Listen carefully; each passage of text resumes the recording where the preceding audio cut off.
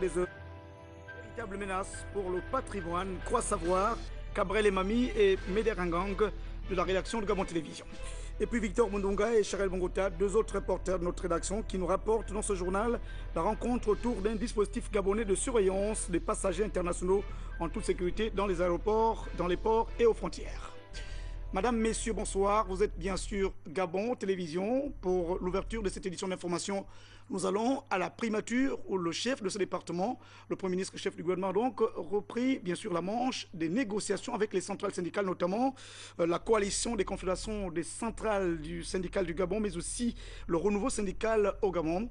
Au menu, justement, vous le savez, des points inscrits dans le cadre du cahier de charge des différentes centrales syndicales.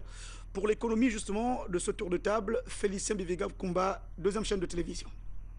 Les différentes tensions sociales suivies des revendications posées sur la table du gouvernement et de la décision du Premier ministre de réunir les partenaires sociaux autour de la table des discussions, les points inscrits dans les différents cahiers de charges ont été examinés plusieurs semaines durant entre ceux communs à l'Alliance pour le nouveau syndical au Gabon et la coalition des confédérations et des centrales syndicales autonomes qui ont trouvé des solutions. L'examen du volet lié à l'augmentation du point d'indice et du SMIC demande une profonde réflexion en tenant compte de tous les engagements du gouvernement et des réalités financières de l'État pour le Premier ministre, ce qui n'est pas le cas au niveau des syndicats. Nous avons convenu d'aller consulter dans un premier temps nos mandats et nous allons informer le gouvernement de manière officielle de la décision prise par nos bases. Car les questions de SMIC et du point d'indice préoccupent à un point douté les Gabonais. Et il était question qu'on les examine avec beaucoup de sérieux. Le gouvernement a fait un échéancier. Nous avons dit que nous avons compris, mais dans quelques jours, nous allons répondre au gouvernement de manière officielle après avoir consulté nos bases. Pour la RESGA, une telle décision doit être soumise à la base entre l'attente que conseille le gouvernement et leurs revendications en matière salariale. Les regards ne sont pas les mêmes. Les deux points qui restaient en suspens n'ont pas pu trouver de solution. Parce que pour nous, la coalition, certains points, le SMIC et le point d'indice font partie des points de non-accord. Donc nous voulons insister là-dessus. Nous ne sommes pas entendus, même si le gouvernement doit donner un échéancier qui va jusqu'en mars 2014. Nous trouvons que c'est trop loin, et vraiment c'est très loin, que nous avons un mandat là-bas et nous allons rendre fidèlement compte à la base qui décidera de la suite à donner à cette décision du gouvernement. Il faut rappeler que la coalition a déposé un préavis de grève et nous nous sommes convenus de négocier. Donc les fruits de la négociation seront portés au mandat que nous avons et qui vont nous donner la position à suivre et nous allons la donner au gouvernement très, très rapidement. Si de nombreux points ont connu des avancées positives, répondant ainsi aux attentes et aux préoccupations des partenaires sociaux, le gouvernement conseille la prudence et la responsabilité dans la recherche des mécanismes permettant de trouver des solutions durables aux problèmes de rappel, de reclassement, de retraite, de paiement de la dette intérieure avant de prendre d'autres engagements. Et puis les centrales syndicales, je vous le rappelle, revendiquent aussi le relèvement du point d'indice, mais aussi l'augmentation du salaire minimum d'insertion. C'est d'ailleurs deux points qui ont également figuré au centre des discussions avec le Premier ministre, qui lui a donc d'abord suggéré qu'on fasse table rase des situations administratives et financières actuelles pour repartir sur de nouvelles bases. Félicien Biviga Kumba. Plus d'une quarantaine de confédérations et syndicats de l'ensemble des secteurs d'activité représentés dans ce tour de table avec le Premier ministre, chef du gouvernement, qu'entouraient quelques membres de son cabinet. Après plus d'un mois de travail, dans la suite des dossiers qui avaient été déjà traités par les 3 commissions mises en place, si tous les autres points qui étaient au centre des différents préavis de grève ont été examinés et amendés et même adoptés, 2 vont faire l'objet de la consultation des responsables des confédérations et centrales syndicales à leur base. Pour Raymond Donsima, il ne s'agit ni d'un refus, moins encore d'une acceptation. il faut toute mesure garder quand il s'agit d'engager la vie d'une nation. Il y a un point sur lequel ça ajoute. J'ai dit depuis le départ aux syndicalistes que ma réponse n'était ni oui ni non. J'ai expliqué clairement que le gouvernement avait une démarche en 4 parties. La première, c'était de régulariser les situations administratives. La deuxième, c'est de tirer les conséquences de cette régularisation administrative, c'est-à-dire de prendre acte de la dette que l'État a contractée vis-à-vis de ses salariés, de ses fonctionnaires. En troisième lieu, il faut payer cette dette. Et je leur ai indiqué que nous nous préparions à payer cette dette courant de l'année 2013. J'ai ajouté en 4e position qu'il fallait que l'on lance le programme de départ volontaire. Et comme vous avez pu l'entendre lors des derniers conseils des ministres, nous avons pris les textes qui permettent d'ouvrir la porte à cette possibilité de départ volontaire. Ça fait 4 choses. J'estime que quelqu'un qui est endetté n'est pas bien placé pour faire des promesses d'augmentation de salaire. Si la voie de la sagesse et de la responsabilité se trouve forcée d'aller à contresens, toute décision en matière d'élévation du point d'indice et d'augmentation du SMIC est un risque qui ne peut être pris sans avoir réglé les situations antérieures. Finissons de corriger ce qui a été pendant 20-25 ans un problème pour tout le monde. C'est tout. Par conséquent, discuter de on va augmenter, vous allez promettre d'augmenter. J'ai même entendu des gens me dire oui, mais on n'a qu'à augmenter, on verra les rappels plus tard. Est-ce bien raisonnable? Il faut finir la question des rappels et ensuite on verra pour le reste. Donc voilà ce qui constitue la position du gouvernement à l'heure actuelle. Finissons de faire le ménage et de mettre le dossier à plat sur le passé et ensuite on discutera.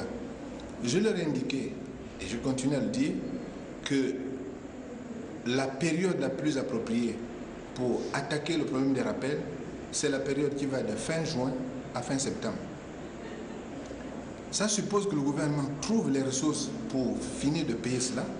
Nous allons nous organiser et peut-être qu'il peut y avoir un dérapage. Si je dis aux gens que ce sera fin juin et qu'on n'a pas réuni les sommes à fin juin, chacun se dépêchera de dire oui, mais le Premier ministre a menti, il avait promis, mais il n'a pas fait. Donc, soyons raisonnables et donnons-nous un objectif raisonnable de liquider ce dossier pendant l'année 2013. Après, on aura le temps de discuter. Si gouverner, c'est prévoir, on peut comprendre la position du Premier ministre, chef du gouvernement, et dans le cadre d'une revendication sociale majeure, le bon sens doit prévaloir de chaque côté pour le bien de tous. Créé il y a exactement un peu plus de 50 ans pour conserver, collecter et promouvoir le patrimoine culturel national, le musée national est dans une situation un tout petit peu intenable, notamment les espaces de conservation des œuvres qui est donc justement qui se pose avec beaucoup d'acuité. Je vous propose d'ailleurs ce regard pour la rédaction de Gabon Télévision de Cabré Mami et de Médarengueng. Depuis les années 60, le musée national a un rôle de conservateur et permet la mise en valeur du patrimoine national. Revenons dans l'histoire, le musée national d'art et tradition du Gabon fut cédé en 1977 par Elf Gabon. Bien avant, il faisait office de stockage du docteur Albert Schweitzer. C'est de 1950 à 1975 que le musée national du Gabon collecte et conserve les arts du Gabon. Mais fort est de constater que ces œuvres ne sont toujours pas mises à la disposition du public amoureux d'art. On se rappelle encore que lors du cinquantenaire de notre pays, une campagne de collecte avait été initiée sur tout le territoire national dans le but de renforcer le musée national. Aucune communication à ce sujet. Présentement, le musée national ne ressemble à rien sinon à un petit palier aménagé pour la conservation de nos œuvres. L'on se demande si les travaux qui se déroulent à côté du musée n'aboutiront pas à la fin de l'existence de ces structures de conservation. Le Gabon est un grand pays par sa superficie, ses richesses du sol et du sous-sol, mais aussi par sa diversité culturelle. Si, à plus de 50 ans, le musée national ressemble à une simple maisonnette, l'on ne sait où l'on va. Tour à tour, le chef de l'État a fait le tour des musées européens et le musée national reste l'une de ses priorités. Un regard sérieux serait indispensable à l'égard de notre musée national, car il faut le dire que le Gabon est le premier pays d'Afrique qui a enrichi les arts premiers d'Europe. Et puis dans la commune d'Ovino, le Centre national de production de maintenance du ministère de l'Éducation nationale vient d'abriter un atelier de formation. Au terme justement des travaux, plusieurs recommandations. Laetitia Osiadjoyi, Sarnzenge Mabila. L'atelier de formation ouvert pour durer 2 jours sous le thème « La maîtrise statistique des procédés industriels » a connu son épilogue. Occasion pour le directeur de cabinet qui clôturait la dite formation en lieu et place de Mme Paulette Mungingi, ministre déléguée de l'enseignement technique, de souligner. Cette initiative s'inscrit dans le cadre des actions prioritaires impulsées par le président de la République, chef de l'État, son Excellence Ali Bongo Ondimba, à travers les plans stratégiques Gabon émergents, dans lequel le capital humain occupe une place de choix. C'est très certainement grâce à la maintenance que nous garderons pendant longtemps en état de fonctionnement les nouveaux équipements pédagogiques pour lesquels le gouvernement a investi d'importants moyens financiers. Tout en espérant que d'autres ateliers de formation du genre viendront en appui, plusieurs recommandations ont été adoptées. Certains n'ont pas manqué de dire leur satisfaction. La mise en place d'une commission mixte qui comprendrait la DGPE, la DGFP, la DGTP, les inspecteurs pédagogiques, le Centre national de formation, de production et de maintenance et le cabinet pour statuer sur les thèmes ci-après. La budgétisation des plans de maintenance des équipements pédagogiques de nos établissements, l'équipement des plateaux techniques et des laboratoires. Il était question tout au long de ce séminaire pour les maintenanciers de savoir comment appliquer les outils statistiques à la bonne prise de décision dans le cadre de la maintenance préventive. Je suis très satisfait du rendement de mes séminaristes. Ils sont très satisfaits des enseignements qui ont été dispensés pendant les 2 jours. Parce que ce que nous avons vu, c'est que d'une part, nous avons la maintenance industrielle, les différentes formes de maintenance et autres, et à ces notions, nous avons appliqué la statistique pour pouvoir donner des chiffres avec des pourcentages lorsqu'on parle de la maintenabilité. Pour finir, des attestations de participation ont été remises aux séminaristes, non sans les inciter à capitaliser les enseignements reçus. Éducation encore, les enseignants du français et membres de l'Union gabonaise des enseignants de la culture francophone viennent donc de démarrer une caravane à travers le territoire national. Première étape, Mouila et point de chute, le lycée Jean-Jacques Boucavel. Pour les détails, Christophe Nguélé, Gabon Télévision. La caravane littéraire et pédagogique de l'Union gabonaise des enseignants pour la culture francophone a visité la province de Langounié, première étape d'un périple national. Ce sont les villes de Mouila et Ndendé, dont le lycée public Jean-Jacques Boucavel et le lycée d'État Paul Mariembi, qui ont retenu le choix de la délégation.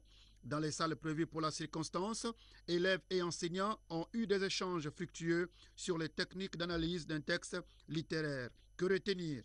J'ai trouvé la suite du texte a été très facile pour moi de la rédiger. Tant c'est une œuvre que j'ai déjà lue et suivie à la télévision. J'ai d'abord l'habitude de faire la suite logique des textes quand on demande de composer un devoir de composition française au cours de devoir des Français. Voici pourquoi j'ai pas eu la difficulté de réaliser la suite des textes et j'ai pour habitude de lire, de réfléchir dans ce sens. De leur part, les chefs de département de français des 10 lycées visitaient n'ont pas caché leurs sentiments. À l'issue de cet échange pédagogique, par rapport également aux réactions, nous pouvons tout simplement en déduire que l'échange a été un échange assez positif. Cette caravane a été enrichissante pour nous. Nous avons pu agrémenter notre connaissance, nous avons pu découvrir d'autres écrivains que nous ne soupçonnions pas comme étant de la province. Comme tout chef, les proviseurs présents à ces journées et le maire de la commune d'Ndendé ont dit ce qui suit. À travers cette caravane, on a encore motivé davantage les enseignants du département français à encadrer les élèves. Je loue l'initiative Et je souhaiterais également que cette initiative fasse longue durée. Les décideurs s'impliquent davantage pour faire en sorte que ce genre